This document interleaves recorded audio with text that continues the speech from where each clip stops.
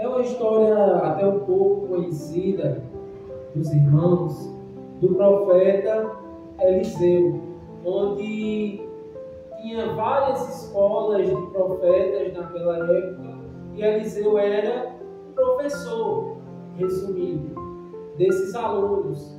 E os alunos nasceu o desejo, de crescer, aumentar a escola, porque estava se tornando pequena diante da quantidade de alunos. É isso que a história vai falar. E aí, um deles, indo até lá, pegou um machado emprestado para cortar a árvore e esse machado caiu dentro do Jordão. Só que aí, como o machado era emprestado, ele ficou preocupado porque ele não tinha como pagar, não tinha como entregar outro machado para a pessoa que ele pediu emprestado. E aí ele chama Eliseu faz, corta esse pedaço de madeira, lança no Rio Jordão e o machado, que é algo pesado de ferro, sobe para cima, ele flutua. E aí o jovem vai lá e pega o machado. Essa é a história. Pode até parecer um milagre pequeno, um milagre até pequeno, essa é a palavra, perto dos outros milagres que a gente conhece, tanto do profeta Eliseu quanto do próprio Jesus. Fazer algo de ferro flutuar ou subir para que o jovem o pegasse. Mas é importante a gente saber, para poder compreender o tamanho do milagre que Deus fez através do profeta Eliseu, que naquela época era diferente da época que a gente vive hoje. Hoje, se eu pego algo emprestado, uma ferramenta, qualquer coisa que seja de alguém, a gente vai em qualquer esquina hoje, tem uma loja de material de construção. Eu consigo comprar lá uma ferramenta. Se eu pedir algo emprestado, perdi, eu consigo fazer isso. Mas na época que a gente está falando aqui, do profeta Eliseu, não existia essas lojas de ferramenta. A ferramenta, o ferro, era algo tão precioso, tão importante, tão escasso naquela época, que quem tivesse esse material igual hoje também durava por muito tempo. E até por isso que ele pega emprestado, de todo mundo tinha isso. Então, para você ver o tamanho do milagre, porque se ele perde aquele machado e não devolve para o dono, era algo tão caro, tão escasso de você achar que ele não ia ter como achar para comprar, não ia ter como ele devolver porque era caro. Ele provavelmente ele não tinha uma profissão a não ser profeta, a não ser levita. Então veja que é algo diferente, não é algo comum como a gente acha hoje em dia nas lojas. Só que o interessante dessa mensagem não é só isso, mas tem algumas coisas que nos chamam a atenção. Que veja que o desejo de crescer não foi do profeta Eliseu, não foi do pastor. O profeta aí vai representar o próprio Deus, o pastor, enfim. Mas o desejo de crescer foi dos alunos, se você ver. E disseram os filhos dos profetas, ou seja, os alunos disseram para Eliseu: eis que o lugar que nós moramos é pequeno, está ficando estreito. Isso é o verso 1. E aí ele vai dizer, vamos, são os alunos que estão falando, vamos, pois, até o Jordão e tomemos de lá cada um de nós uma viga e façamos ali um lugar para habitarmos. Ou seja, veja só que o desejo de crescer partiu dos alunos. Então, que eu e você venhamos ter esse mesmo desejo de cooperar para o crescimento da igreja, o crescimento da obra. Não é o pastor, não é só Deus que tem que se preocupar com isso, mas eu e você como alunos, eu e você como membros, temos que ter esse desejo de crescimento. E não só isso, mas também vai nos ensinar que nem tudo que nós vamos fazer, ou mesmo tendo um desejo de crescer na vida espiritual, na nossa vida do trabalho, a vida coisas, quer seja a vida financeira, como foi falado, temos que ter o desejo de crescimento. Mas mesmo tendo esse desejo de crescimento, a palavra nos ensina que nem tudo, ou tudo que nós vamos fazer vai dar certo, vai sair de acordo com o que nós queremos. Porque se você perceber, eles tiveram o desejo de crescer, eles tinham essa vontade de aumentar a sua casa. Mas aí, a sua igreja, mas aí você vê que algo deu errado. Pegou o machado emprestado, foi lá fazer o quê? Uma coisa boa. Não foi algo bom que ele foi fazer. Foi aumentar a sua casa, aumentar a sua igreja, aumentar alguma coisa da sua vida. E aí o machado cai dentro do rio. Então, veja que algo deu errado. Então, que eu e você venhamos aprender com essa história. Que nem sempre, mesmo eu tendo desejo de crescer, eu tenho que ter esse desejo, mas nem tudo que eu vou fazer vai dar certo. Mas nem por isso ele desistiu, nem por isso ele parou. E aí, a gente vai aprender algumas coisas, vai continuar aprendendo através da palavra de Deus. No verso 3, vai dizer algo interessante. E ele disse: certo que ireis com os teus servos. Ele disse: eu irei. Veja que eles pedem a Eliseu para ir até o Jordão, nos primeiros versos, no 1 e 2. Eles disseram: ó Eliseu, eu posso ir? Eliseu disse: pode. Se você ler, você vai ver isso. Ele vai dizer: pode ir lá fazer a construção que vocês querem. Mas aí acontece algo interessante que eu preciso aprender, que é o quê? É o verso 3, que ele diz: sim, eu vou, mas você, Eliseu, vai comigo, vai conosco, porque se você não for, a gente não vai. Então, veja que aí a presença de Eliseu representa a presença, ou tipifica a presença de quem? De Deus. Se Eliseu não for, eles se asseguraram, para você poder entender, Eliseu permitiu que eles fossem, mas eles disseram: ó Eliseu, mas você vai com a gente? Aí Eliseu disse: eu vou. É isso que vai dizer no verso 3, eu irei. Então, eles só saíram quando souberam que Eliseu ia com eles. Aí eu lembro do que está escrito na palavra de Deus, lá no livro do Êxodo, capítulo 33, verso 15, que Moisés vai dizer a mesma coisa. Ó Deus, as tuas bênçãos estão sobre nós, mas aí o Senhor, a sua presença vai com a gente, porque se a sua presença não for com a gente, Deus, não nos faça sair daqui. É isso que está escrito no livro de Êxodo, capítulo 33, verso 15. Moisés está falando com Deus, a mesma coisa que os alunos estavam falando com o profeta Eliseu. Então, eu preciso aprender que eu não posso. Deus muitas das vezes permite que a gente vá para um emprego, vá para uma escola, uma universidade, para um trabalho, para todos os lugares. A gente sai de casa para vários lugares. Mas eu tenho que me assegurar, antes de sair de casa, que a presença de Deus ela vá comigo. Ah Deus, eu vou para o meu trabalho, eu acordei, obrigado, mas aí eu peço que a sua presença ela vá comigo. Então não esqueça que sempre que for fazer alguma coisa, peça para Deus ir com você. Peça para que Deus faça parte da sua vida. Amém? E aí, a história ela continua a nos ensinar, porque no verso 5 vai dizer algo muito interessante,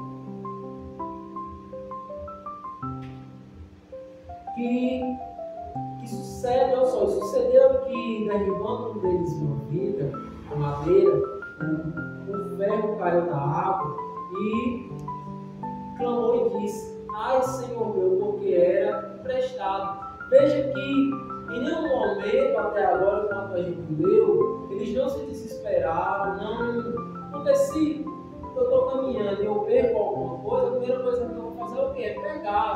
Como caiu numa água dentro do rio, acredito que se qualquer um, até eu, se eu estivesse lá, a primeira coisa não era pedir ajuda a alguém que estivesse perto, mas se eu vi caindo, já tentar pegar. Mas em nenhum momento eles fizeram isso, eles correram para quem podia ajudar, para quem podia fazer um milagre. Isso aí, como eu falava, a presença de Eliseu significava a presença de Deus. Então, quando algo der errado na minha vida, na sua vida, porque a Bíblia vai nos ensinar que nós vamos passar por lutas.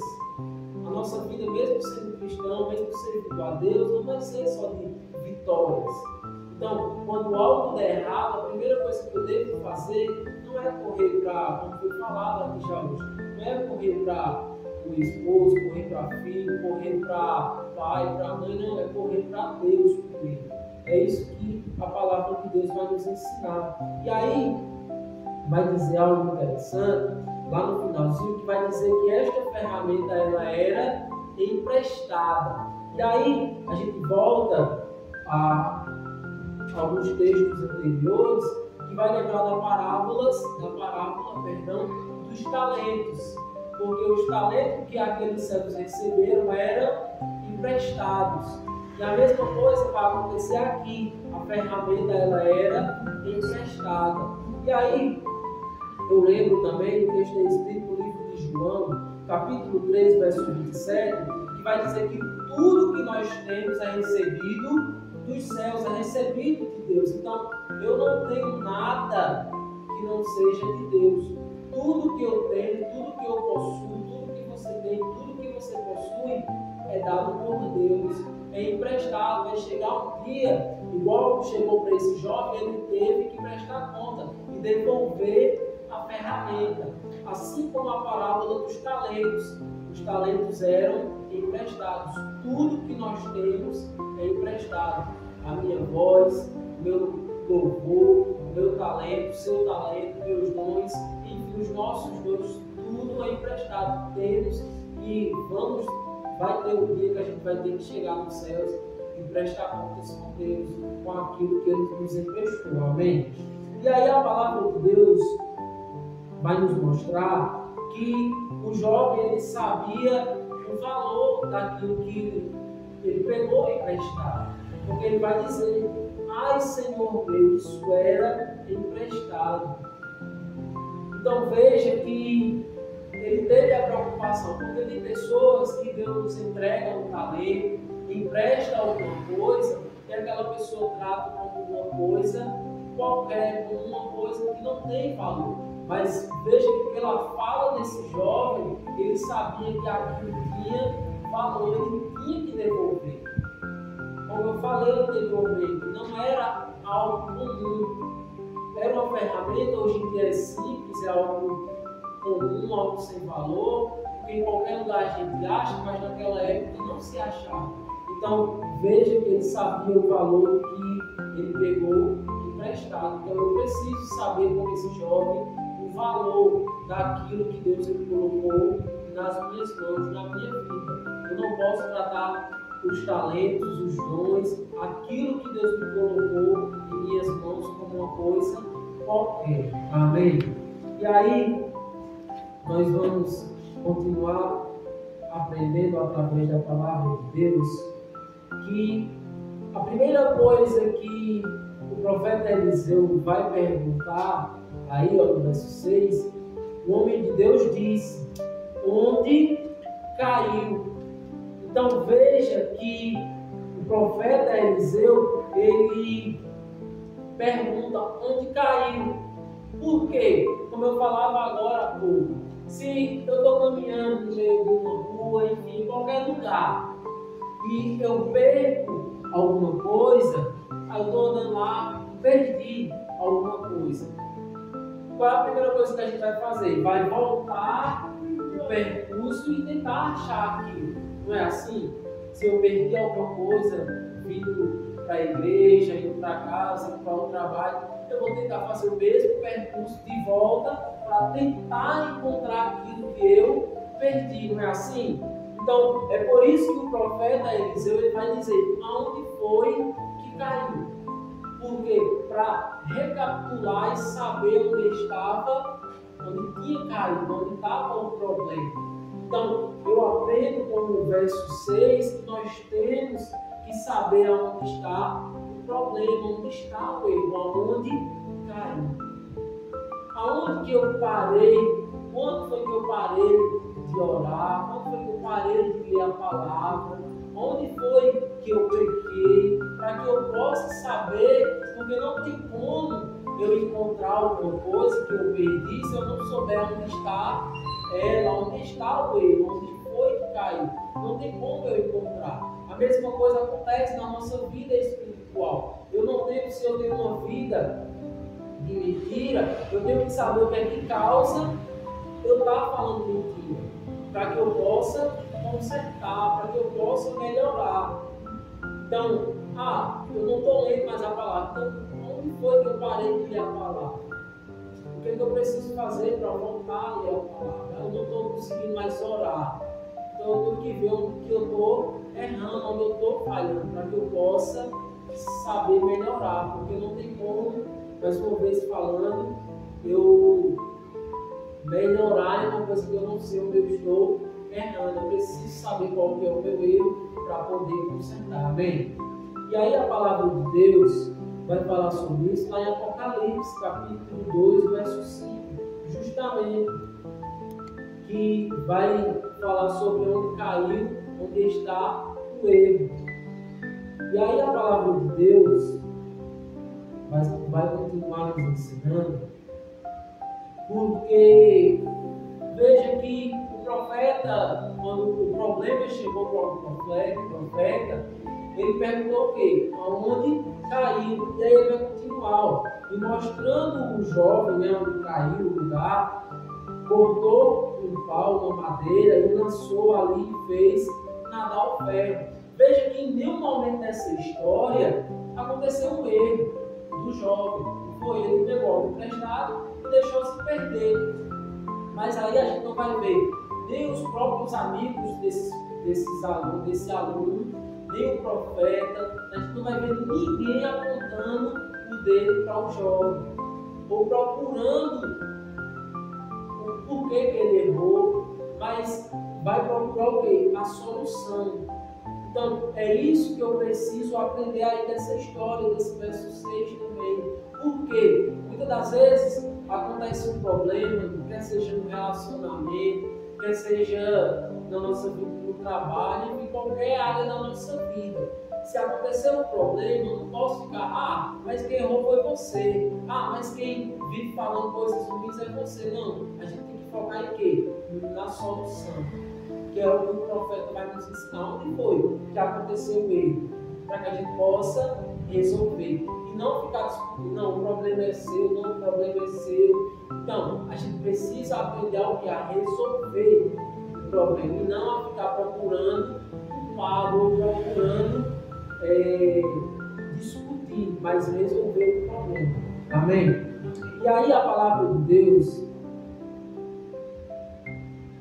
vai nos ensinar que se algo, e lá, o machado, está aqui o machado e o cabo do machado. O machado caiu. Se ele caiu, é porque estava folgado, não estava firme. Então, a mesma coisa vai acontecer na nossa vida. Segundo o que está escrito no livro de Mateus, capítulo 7, verso 24, vai dizer que Mateus, capítulo 7, olha só.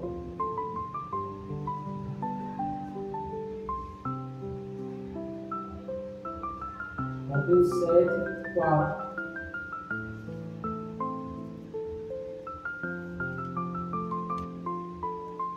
Portanto, quem ouve as minhas palavras e as pratica, é como um homem prudente que construiu a sua casa sobre a rocha.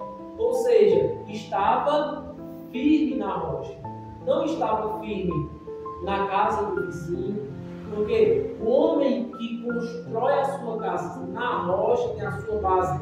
Quem é que é a rocha? Jesus. A pessoa que constrói a sua vida cristã, a sua vida com Deus, está firme em Deus, ele não cai, ele está firme, assim como o machado era para estar firme na madeira. A casa, Deus vai nos falar através do livro de Mateus que ela não deve estar firme na casa do vizinho, na casa do vizinho da esquerda, nem da direita, mas ela tem que estar firme na sua base, em Jesus, na rocha.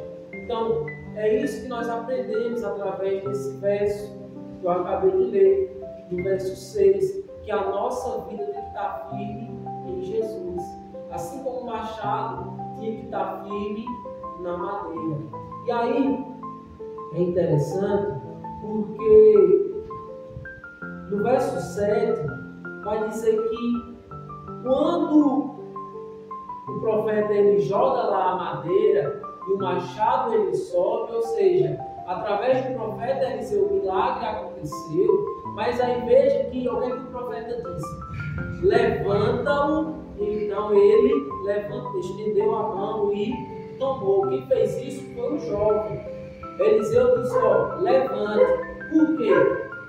Tem coisas na nossa vida que Deus ele vai fazer. Assim como o profeta, como eu falava agora, a vida do profeta representa a presença e a vida com Deus. E aí, Deus ele fez um milagre através do profeta Eliseu, mas Eliseu ele poderia muito bem também ter ido lá e pego o machado. Mas o que é que ele faz? Ele diz, jovem, vá lá, estenda a sua mão e pegue. A mesma coisa acontece comigo e com você. Deus tem coisas na nossa vida que Deus ele vai fazer, mas tem coisas que não é Deus que vai fazer, nem tampouco o profeta, nem tampouco o pastor, mas sou eu e é você quem tem que fazer.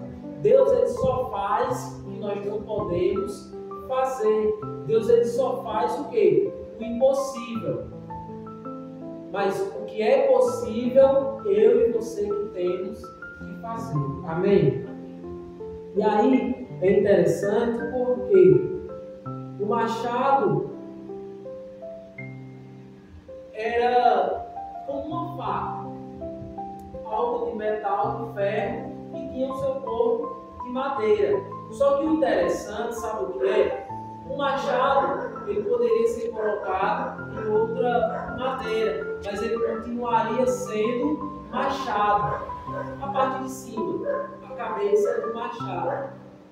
Sem a madeira, ele continua sendo machado. Mas a madeira, sem o machado, ela vai ser apenas um pedaço de madeira, um pedaço de pau. Então, o que isso nos ensina? O que isso quer dizer? Deus é o cabeça. Eu e você somos um corpo. Isso está lá em Colossenses capítulo 1, verso 18. Colossenses capítulo 1, verso 18. Deus ele é o cabeça. Nós somos um corpo. Então, o cabeça, ele vai continuar sendo cabeça. Deus ele vai continuar sendo Deus. Agora, eu e você, sem Deus, nós não somos nada. É isso que nós aprendemos com a história desse machado. Porque muitas das vezes a gente acha que a gente é alguma coisa. Somos sim, diante de Deus, perto de Deus.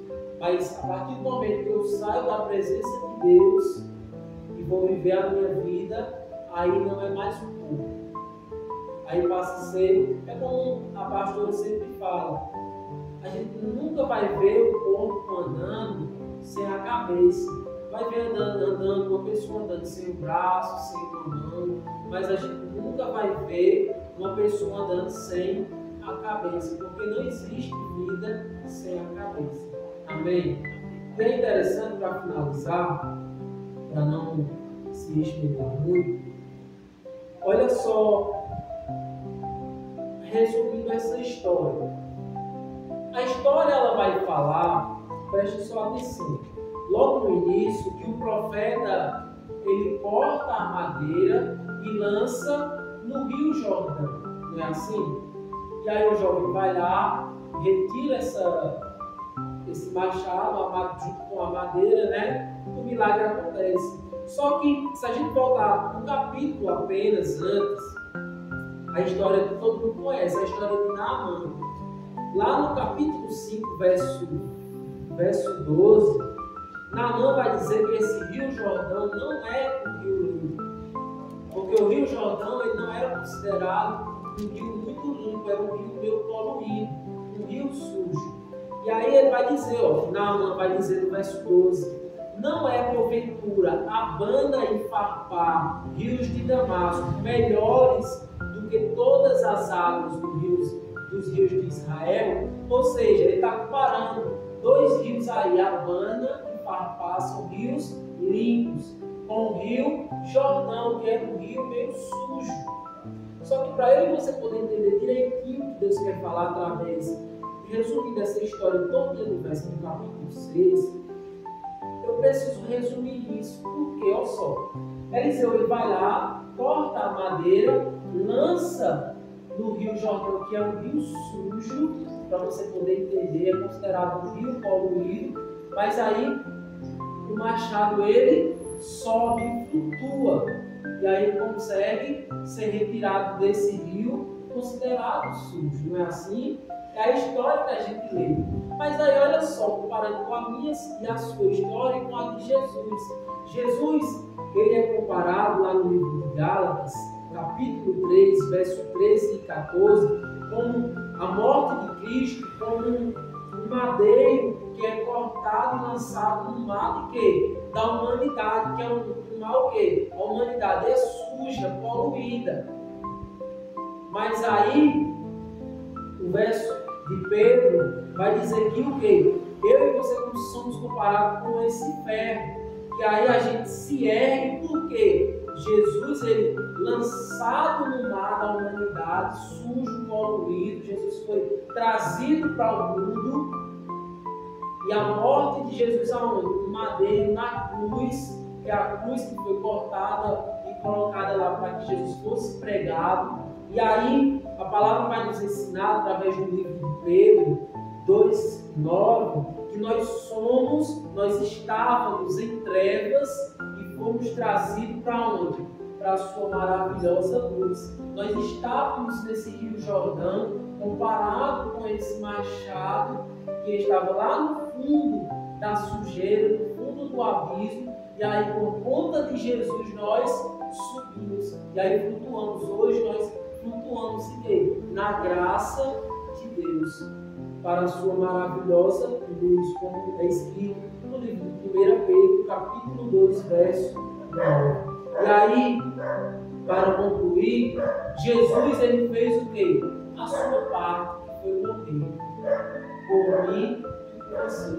Cabe agora eu e você fazer a mesma coisa que o jovem, pegar e levantar a mão para que a gente possa tomar posse de quê?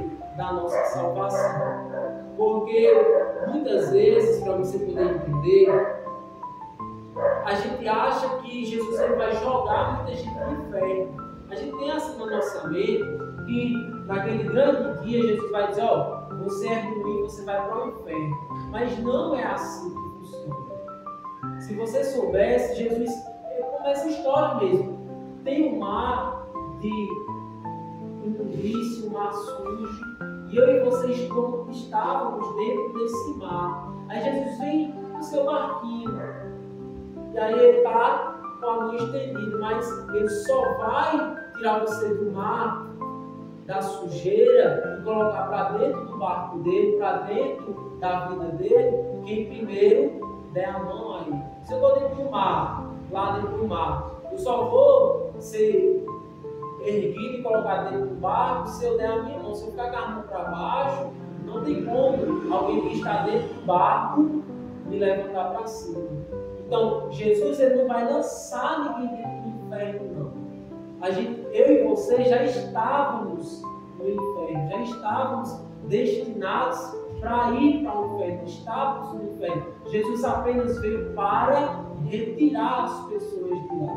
Então, eu e você precisamos fazer como esse jovem, levantar a mão para que eu e você possamos ter direito à salvação. A salvação, Jesus ela tem essa salvação para todos, mas nem todos querem. Basta eu e você querer, porque, como eu falei agora há pouco, Jesus ele fez a parte dele. Cabe a mim e a você fazer a nossa parte.